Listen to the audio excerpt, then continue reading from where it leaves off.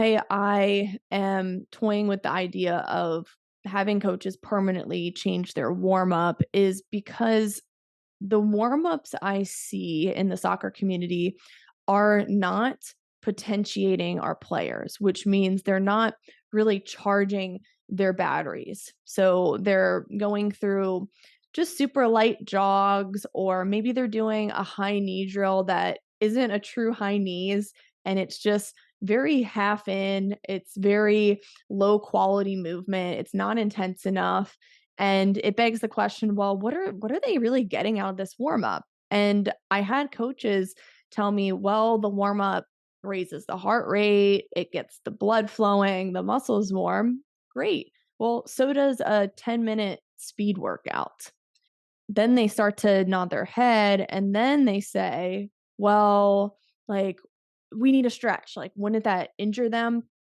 Let me tell you a fun fact. Youth soccer players are not tight. They're weak.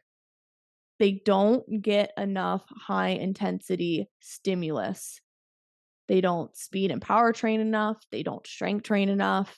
They are not tight. They're weak. They're not powerful. So if I really want to improve performance and reduce injury, I want to do a speed warm up because speed is one of the best hamstring firing things an athlete can do.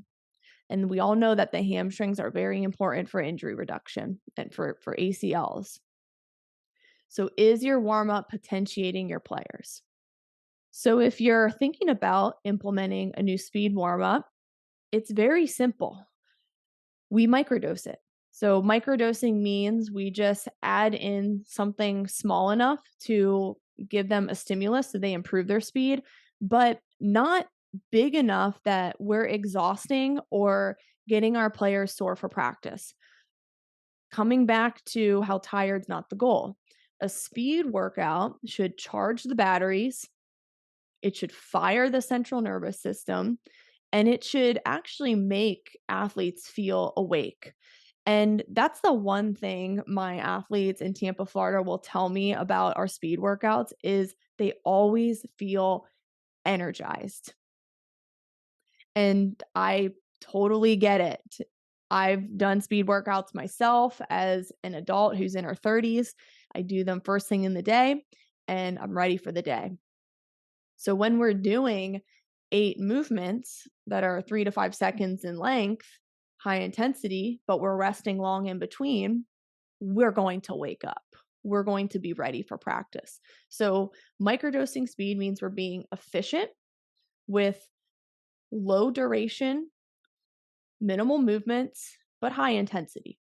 And the intensity, again, the goal is to excite the central nervous system. This is not a slow aerobic workout. This is not a slow jog warm up. This is not a terrible high knee drill where girls aren't even getting their knees up and going fast enough. We are trying to be as intense as possible within this short warm up. Okay, so we are at the drills. And again, the high knees are always butchered. And these girls are in their first few months of speed training, true speed training. And I'm a stickler for form. So we got them at a point where they are keeping good speed on the high knees for 5 seconds as fast as they can. So that's how it should be done. After 5 seconds, that's when we start to slow down and we don't get the benefits for the central nervous system. I'm going to go over form a little bit more here, but a few things to point out. We want their knee and foot in the front. Usually with players, soccer players, their foot lags behind the hips. And that actually slows them down because they're not able to strike the ground with the ball of the foot. So we want the knee and the foot in the front, and we want upright posture. So if posture is not upright enough, that just goes down the chain and it turns our athletes into toe runners potentially and just not striking the ground as best we can. Show you guys one more time. And notice how all their eyes are forward. Eyes forward, chin up, big heart. You want them to be as tall as they can. And again, for a soccer player, this is a very unnatural position because the buckets that are being filled in practice are technical drills within a small space. So they're hunched over or they're on their toes or they got like that soft knee bend athletic stance. And that's great for soccer. But when we want to get them out of a position to train top speed, we want to get them tall. We want to really train them proper sprint mechanics. So we need to fill that bucket and we need to be as repetitive with this as we are soccer skill work because speed is a skill and it really takes time to learn running form. Even with these girls, I'm so nitpicky. I can say 10 things wrong with their form right now that we're still working on. So it's always a journey. It's a long-term journey to train speed. Okay, now we're in our jump. So this is coming back to Tony Holler's jump far. We do a 3 broad jump for distance. And I like this because we're working on good ground contacts, but there's also an injury reduction component to this. And we're having them really stick their landing and recruit their glutes and their hamstrings when they're landing. Okay, the next one skips. So this is just adding more rhythm. Our high knee drill is more for speed, but rhythm is a part of speed, rhythm and balance and coordination. So we do our skipping drills. Same idea. We want the knee and the foot in front, and we want posture tall, heart big, heart forward is something that I usually cue with. Remember, we will do this drill, we'll do all these drills for about 3 to 5 seconds, and then we'll rest for a minute. So after these skips, we do a minute rest, then we move on to the next.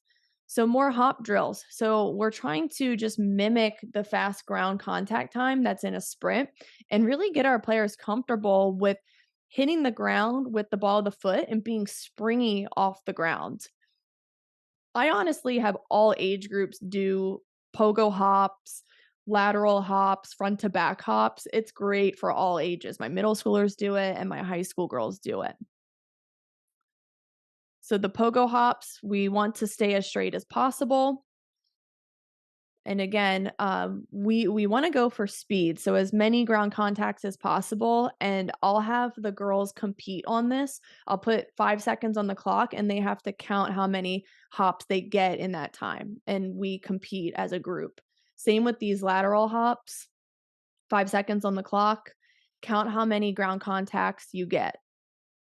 The more, the better, because that means you're going fast. Okay, so we'll rest for 60 seconds. Then we move on.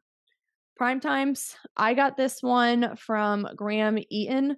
So he was a track guy that I listed earlier in this presentation. I believe Tony Holler does these as well, and Mike Whiteman. I mean, I think they all do them. They're track guys. But I like prime times because we're recruiting the hamstring more and we're really training that foot to just stay in front. And the coordination on these is harder than a high knee.